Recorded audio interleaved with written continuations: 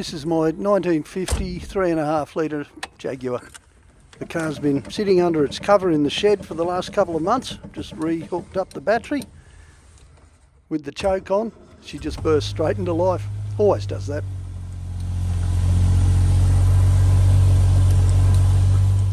Gearbox is magnificent.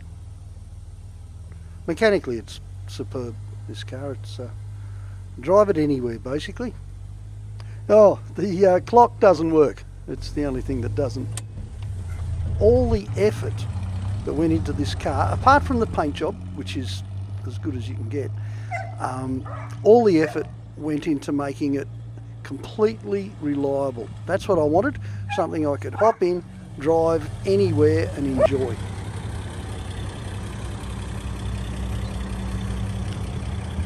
These Jags aren't complicated machines at all. In fact, they're a lot like Nortons. They're very good performers and very simple. You know, talk about reliable and simple. They don't make cars like this anymore.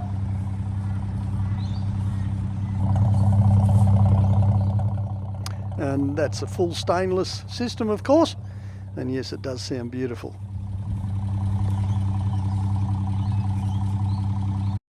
It's been repainted on the outside, sent to Adelaide for that. Probably the best job you can get, I'd imagine.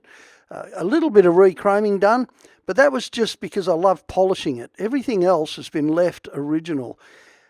That's why the boot's a bit rough. Those are the original tools, what's left of them. The motor, it normally runs the big one-piece air cleaner. I've got that sitting in the shed somewhere. We've done a few little things. It's got a bigger fan on it now. Just helps it keep itself a bit cooler. These are the original plates that was bought here in Australia. It's just a magnificent car. It's a little bit unique, I guess, because I just wanted it to be reliable. I wanted it to drive as beautifully as a 1950 Jag can, and that's exactly what it does.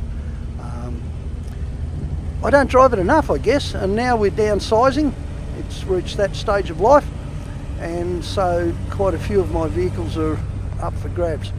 The interior, it's funny, there's no rips or anything in the original leather in the front seats. Back seat didn't fare as well. Maybe it put up with kids early in its age or something, or maybe a farmer chucked a sheep in there, who knows? It is from Victoria sheep country, so it would have been bought off the back of the wool boom back in 1950. It drives magnificently. It's had approximately $60,000 spent on components, mechanical bits and pieces, things like rebuilding the steering box, all the steering, rebuilding all the brakes, stainless steel, inserts and pistons and new rubbers and new lines, everything you can think of, all the body rubbers, stuff like that. A new wiring loom, of course. No expense was spared, really, to make it reliable, but to preserve as much of the original car as possible in the original condition. I even trucked it to South Australia just to get Carcraft to work on it. It was worth it though. The car is absolutely beautiful to drive.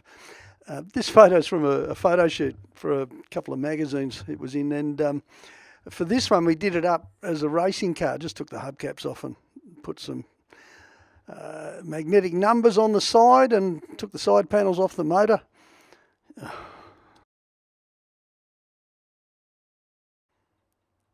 I guess what makes this a unique car is the fact that mechanically it's totally reliable. It's beautiful to drive. It's everything it should be.